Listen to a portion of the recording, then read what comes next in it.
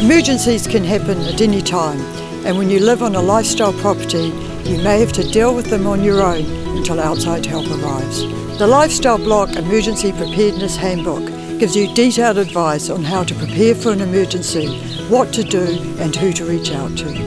The information in the handbook was developed by Auckland Emergency Management, Fire and Emergency New Zealand, the Ministry for Primary Industries and Farmers Mutual Group, organisations that understand rural emergencies.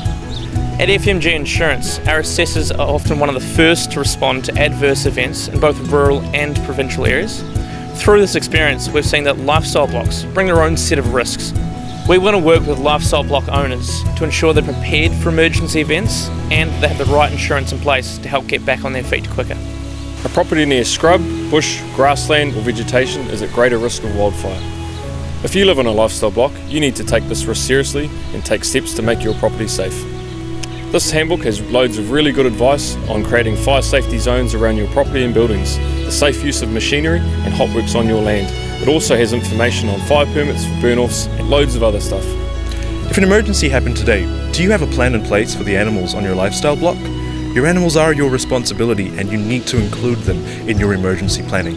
Just as you would with your family, we encourage you to think about the basic essentials that your animals will need in an emergency: food, water and shelter.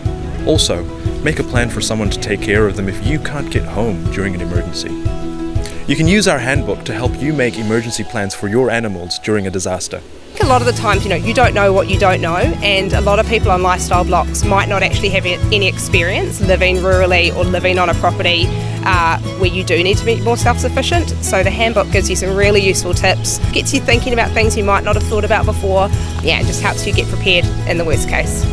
You'll learn how to make your property more resilient to emergencies and what to do in specific emergency events. The practical step-by-step advice will give you all the information you need to create a detailed plan to keep you, your whānau and your animals safe.